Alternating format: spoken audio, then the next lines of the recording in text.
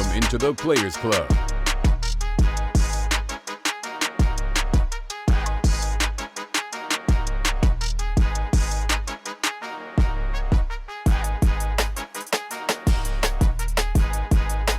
Now for your hosts, London Fletcher, Santana Moss, and Sean Sprague. Welcome to another season of the Players Club, broadcasting from the Big Bear AI Command Center studio. I'm your host, London Fletcher. I'm one of your hosts, I should say, London Fletcher, a.k.a. Big Fletch. We got Sean Springs, a.k.a. Bluefoot. And we got Santana Moss, a.k.a. 8 to the 9, a.k.a. Cowboy Killer, a.k.a. Giant Slayer, a.k.a. Future Ring of Fame. Yes. That's right. We headed into Fast Lane, presented by Eastern Automotive Group. Any car, any way, for everyone since 1988. Hey, exciting news, man. Yeah.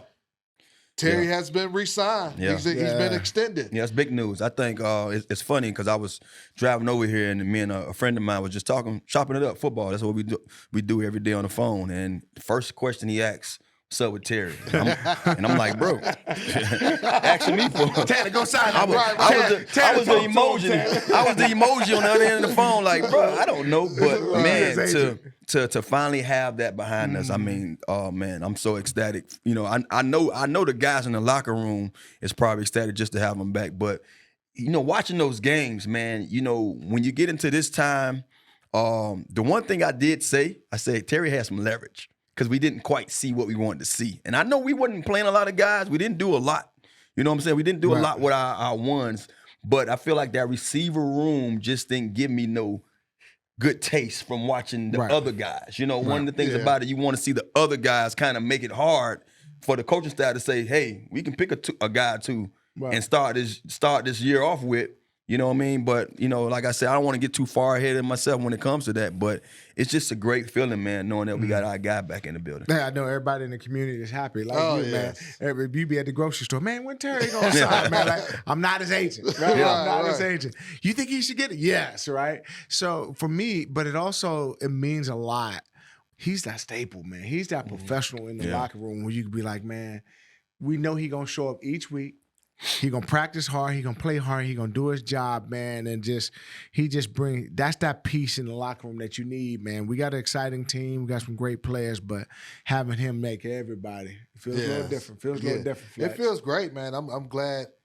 And as all this stuff was going on, I had too much respect for Terry as a player and a person. Too much respect for the organization and the new regime and ownership, and too much respect for the process to really weigh in on it. I just knew it had to it had to run its course. And thrilled like everybody that this is behind us, and now let's get to football. Yeah, let's focus on getting him ready to play in that week one matchup on September 7th against the New York Giants.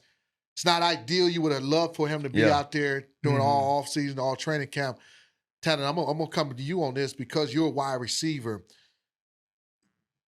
How long do you think it takes to get your legs back to where they need to be, and just from a timing with your quarterback and all that? What can we kind of hope for, best case scenario? Well, being that he's a guy from Ohio State and seeing how those guys are just wired, you know what I mean? And we watched a guy from LSU last year, and Jamar Chase kind of had the same kind of, that's a good point. He was there, but he wasn't participating.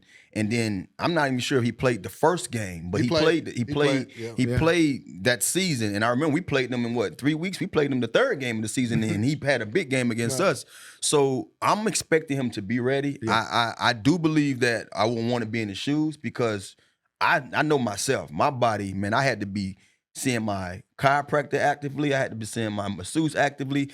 And then also I love the fact of just going out there and getting my body in condition to know that, okay, I went through the rigorous practice. I went through all the stopping and starting that my body can take to be ready to get that same kind of introduction come week one. So I'm hoping that off, when we didn't see him, he was doing some of that stuff. He's a professional. He was working. I just know it's different when you're doing it by yourself than doing it with your teammates. So I'm just hoping that some sort of way that we can kind of find I guess you could say, spare him here and there in certain packages and make sure that he's on the field. You're talking about an organization that has not let us down. They've done a lot of things right. Yeah. And we know that they understand the importance of Terry, and they understand that the season is not going to be won in the first 2 games. Right, exactly. They understand that we built this team to go for the long haul. Yeah. So they'll be smart and how to use Terry, whether it's pitch count you mentioned, a pitch count,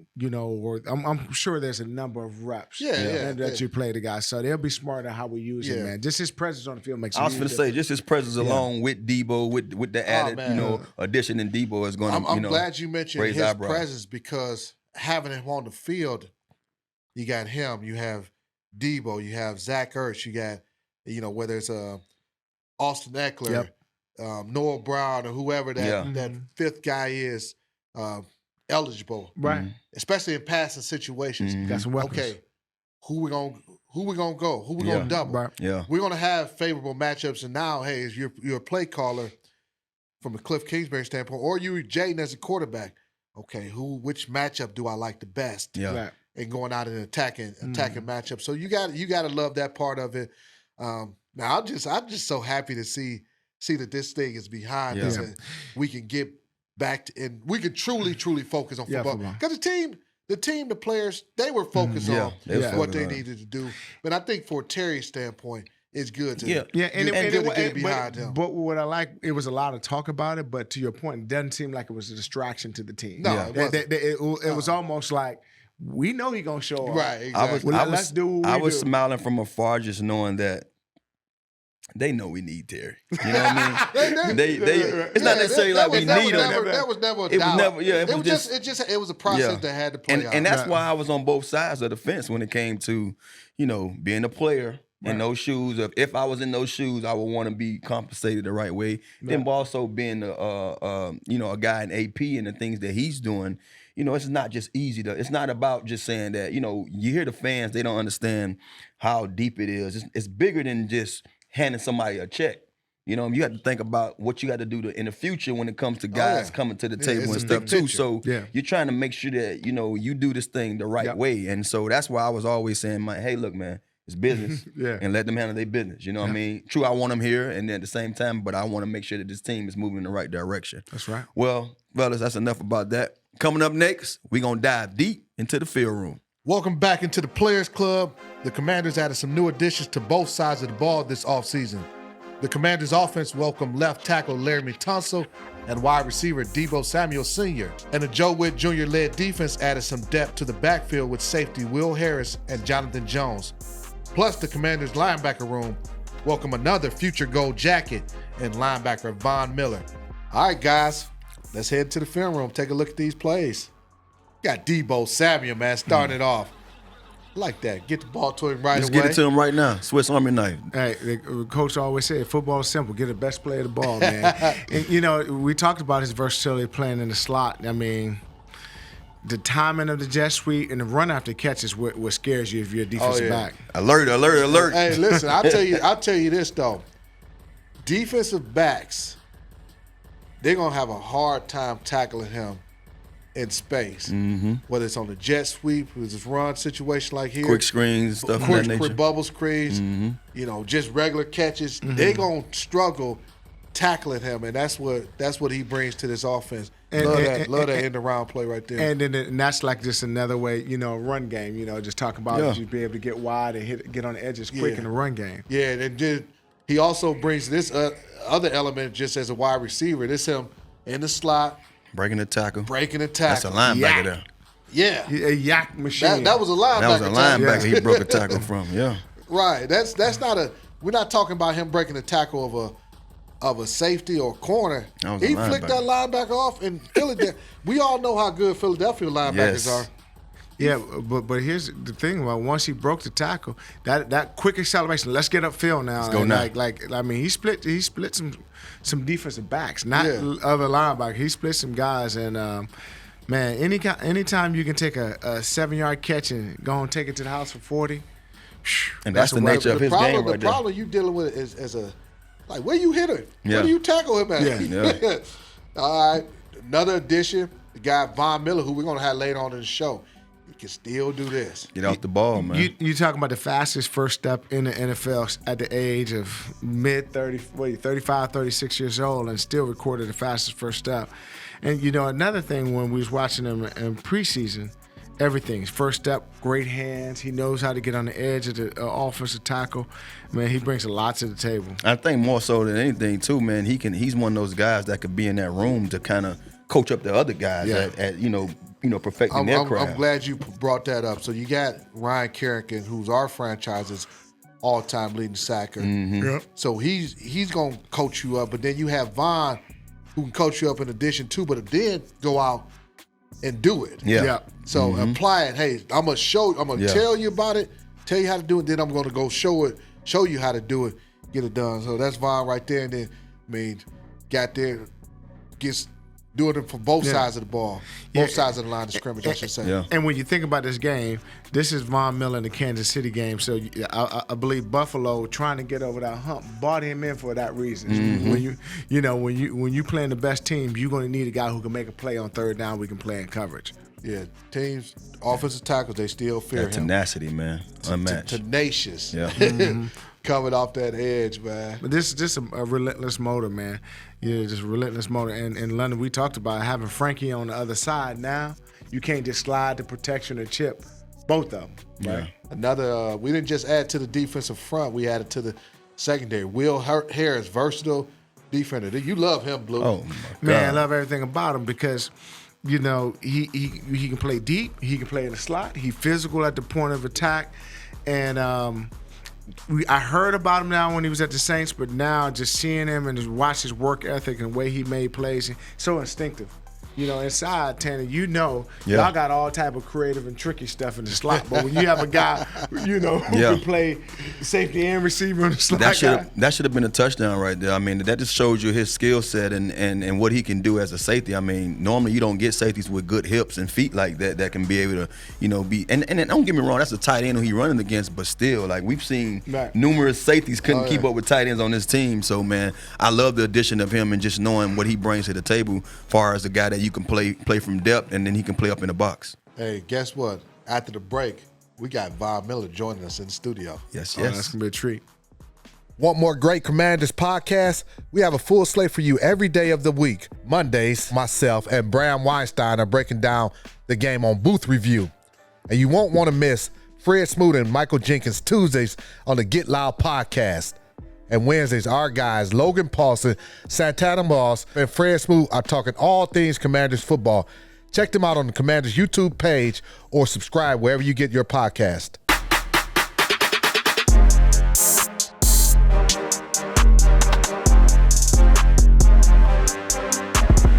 Welcome back into the Players Club, an exciting addition to the Commanders linebacker room this offseason with the addition of linebacker Von Miller. Miller is a two-time Super Bowl champion and 2015 Super Bowl MVP. He has 186 games and totaled 129.5 sacks, which is the most among active players. He is an 8-time Pro Bowler and 3-time Associated Press All-Pro Team selection. Here with Von Miller, future Hall of Famer. Appreciate you joining us, man. Thank you. I appreciate you guys for having me. It's dope. Yeah. So you've been here in D.C. now for almost a month, maybe a little bit longer than that. Some change. Yeah. I heard you love the restaurants here. What's it been like for you getting acclimated to this area? Man, it's been good. I mean, this is my 4th time doing it. This is my 4th time. So I'm kind of used to it right now. As much as I hate to say it, I'm kind of used to change and going to a new spot. And, I try not to get caught up in comparisons or anything like that. All of my other teams was great for their own reasons, but D.C. is definitely nice. Different. And this team is definitely nice for sure. And I've been enjoying my time here for sure. Well, one of the things we were joking about saying, like, when you get up into those, you brought, this is your 14? 15. 15 for you. We all played long. I played 14. I believe you 16? 16, yeah. And you want to see something where you can kind of kick your feet back, and enjoy the city a little bit. I'm sure this is way different from Buffalo. Yeah, it is different than Buffalo. Like I said, I tried to get caught up in comparisons, but it is different in Buffalo. In Buffalo, some of the unique things about Buffalo, like it's all football there. It's all ball, and we're going to win games. I think my whole time there, we lost 8 games in 3 years. Wow. So if you love football, Yeah. if you love fans that love football, like that is a place for you for sure.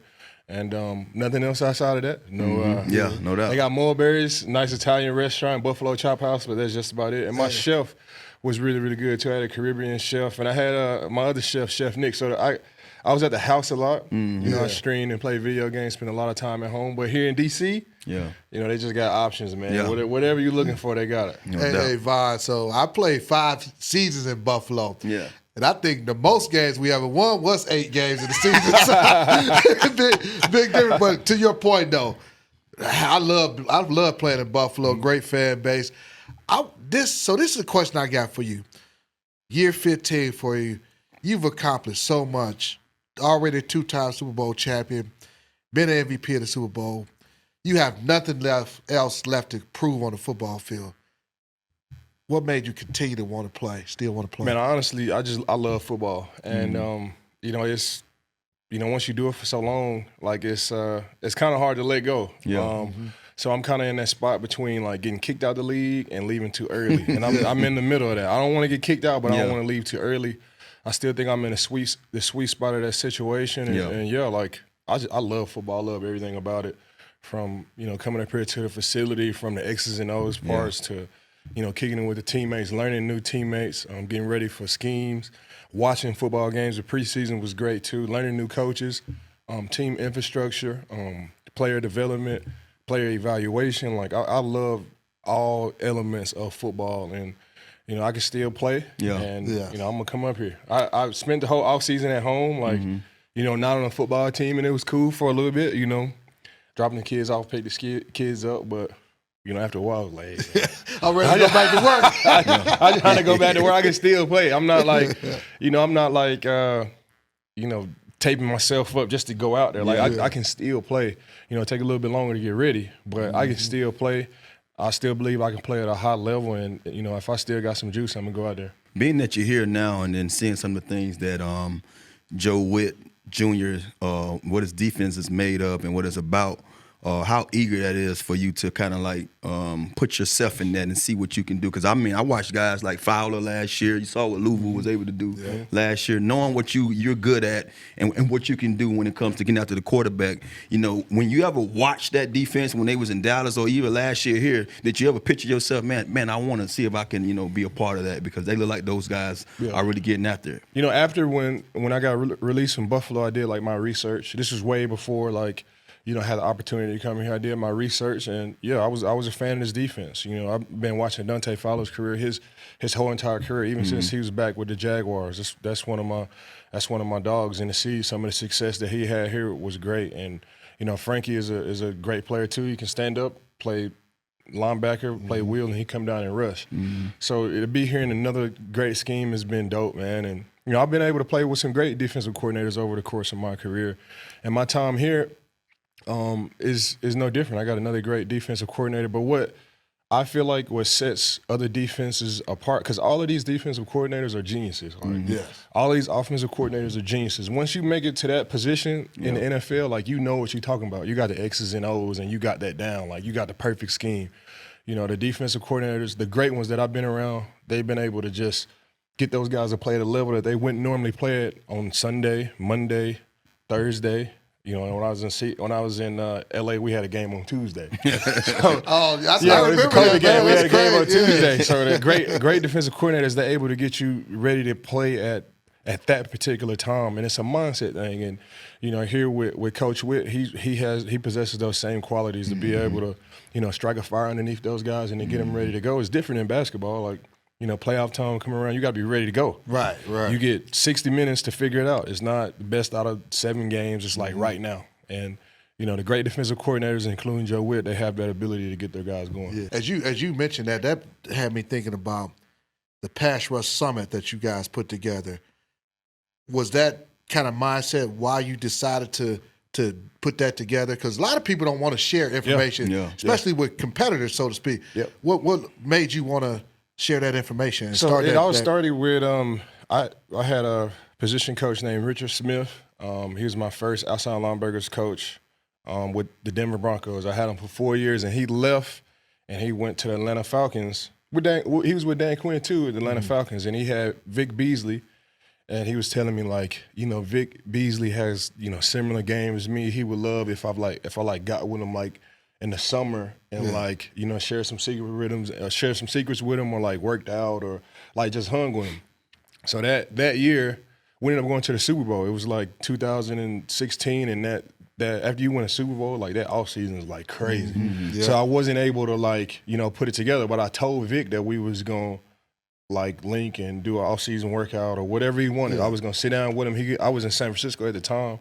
So like, man, you could come spend a whole month with me. Don't worry about nothing. You could live with me. We could just go over anything that you want to go over. And that didn't happen in 2016. But in 2017, in off season, everything kind of calmed down. And I told Vic Beasley to come out, and he told the media down in Atlanta that he was going to come out to work out with me. And it just blew up from there. Like, they was like, Von Miller's having this summit. He's going to invite our guys. So it wasn't even my idea. Yeah. But I figured I'd take advantage of it and, like, start inviting guys out, guys that I was fans of, from J.J. Watt, Khalil Mack, Aaron Donald, Calais Campbell, like Eric Armstead, like interior guys, outside guys game that I always respected, to come out there so we can, like, learn from each other. Mm-hmm. At the time, I was just trying to figure out how to beat chip blocks. Like, I was just trying to figure out like how to beat the full slide with tight end chip and running back coming over to you. Basically, four people focusing on you. I was trying to figure ways of like defeating that. But Vic had his own game, and he had things that he was trying to pick up. In turn, we just all kind of like learned from each other. It slowly became a place where we can link and learn and like share secrets. And I can't like play like Max Crosby or his moves that Cam Jordan that I can't do, and vice versa. But we can all take from each other's mindset. And I especially like being around the young pass rushers, just to like get their mindset. If I can get a little bit from their game to put into my game and vice versa with them, then, it's time well spent. And that was 9 years ago. We've had 9 pass rush summits. I linked up with Max Crosby and Cam Jordan last year, and it's just blown up in Vegas. Oh, that's dope. Man, that's dope, man. Dope interview. We appreciate Von joining us on the Players Club. That's a wrap. We'll see y'all next week on the Players Club. The Players Club was filmed at Big Bear AI Command Center Studio. Big Bear AI offers mission-ready AI for a rapidly evolving world, proudly protecting the Washington Commanders and its fans.